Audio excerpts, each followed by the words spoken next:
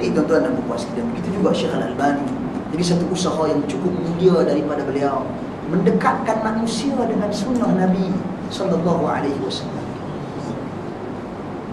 Lagi kata beliau rahimahullah, di antaranya dia kata adalah muqaddimah saya terhadap ringkasan Sahih Muslim oleh Al-Hafiz Al-Munziri. Al-Imam Al-Hafiz Al-Munziri dia karang, dia ringkaskan Sahih Imam Muslim.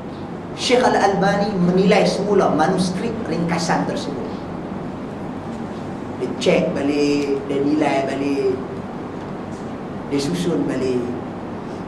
Kemudian kata dia lagi, iaitu dari satu sisi membuang sanad di jalur periwayatan, dan dari sisi lain membezakan yang sahih dan yang dhaif. Adakah hadis dhaif dalam Sahih Muslim ni? Ada. Kalau dalam masyarakat kita jangan duk cakap lebih kurang. Silap cakap siap dah apa? Depa report kena tangkap pula kita. Pasal apa? Pasal kita kata, ada ustaz tu habaq ada hadis dhaif dalam Sahih Muslim. Tuan-tuan, kenyataan ini sebenarnya dikeluarkan oleh ilmuwan hadis satu ketika dulu. Antaranya Al-Imam Ad-Daruqutni yang kita sebutkan tadi, yang dia menilai kembali kitab Sahih Al-Imam Al-Bukhari dan juga kitab As-Sahih Al-Imam Muslim. Dia tengok balik hadis-hadis, memang 99% hadis-hadis yang sahih. Tapi ada hadis-hadis yang digunakan, yang dijadikan sebagai sokongan.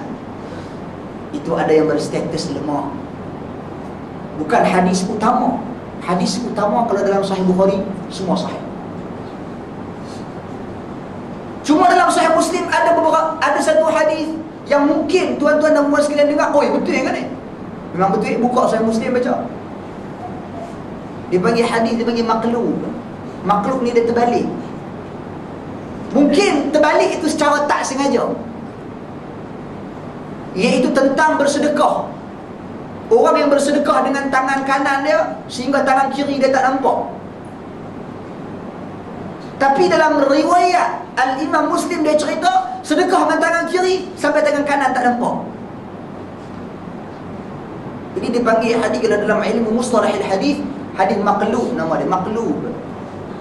Maqlub ni maksud pada terbalik. Mungkin berlaku kerana kesilapan dan sebagainya. Bukan dia saja-saja, dan mungkin kerana dia meriwayatkan dengan lafaz tersebut. Jadi tuan-tuan dan puan sekalian, jadi jangan terkejut bila orang tu kata ada. Cuma perkara seperti ini oleh kerana terlalu sedikit beberapa, dan kebaikan kedua-dua kitab ini jelas, sehingga akan kata para ahli ilmu, ma ra'aitu tahta adimis sama' as-sahhul kitab ba'da kitabillah min sahihi al-Imam Al-Bukhari. Tidaklah aku lihat di bawah langit dunia ini kitab yang lebih sahih selepas Al-Quran daripada sahih al-Imam Al-Bukhari. Tapi ada beberapa imam yang lain seperti Imam An-Naisaburi, dia sebut kitab yang paling sahih adalah Sahih Muslim. Adalah beberapa alasan yang saya rasa tak perlu kita nak cerita panjang tentang benda tu.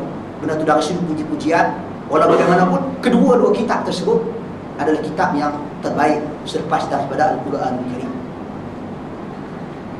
Cuma ada beberapa kehebatan Sahih Imam Muslim, ada beberapa kehebatan Sahih Bukhari yang tak ada pada Sahih Muslim. Benda ni pun kita disebut dah pada pengajian yang lalu bila kita bahaskan tentang perbezaan dan persamaan antara Sahih Al-Imam Bukhari dan Muslim. Persamaan mereka hanya pada peletakan nama, mensyaratkan sahih. Adapun hadis-hadis yang diriwayatkan oleh Al-Imam Muslim, kesemuanya dia tak ambil pun daripada Sahih Al-Imam Al-Bukhari, dia tak ambil pun daripada Al-Imam Al-Bukhari, walaupun dia anak murid Bukhari. Pasal apa? Sebab dia Al-Imam Muslim, bila dia mengaji dengan Imam Bukhari, dia nak cari hadis-hadis yang lebih dekat dengan Nabi. Jadi dia pergi cari dekat buku Imam Bukhari. Imam Bukhari. Pasti nak ada berlawan, siapa yang paling dekat, yang paling hampir riwayatnya dengan Nabi. Jadi kalau nak cerita tu tak panjang.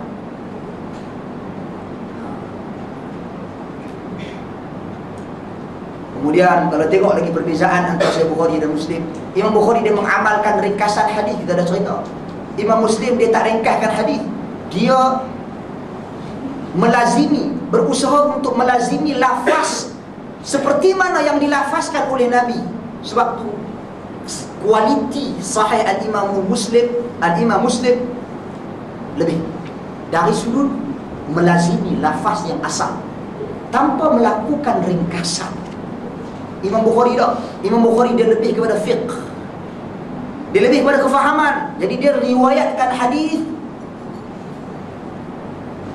dia ringkaskan, dia lakukan pemotongan.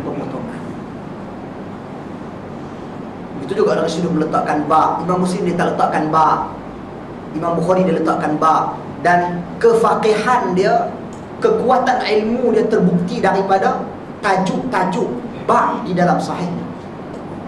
Beza Al-Imam Bukhari dengan Al-Imam Muslim.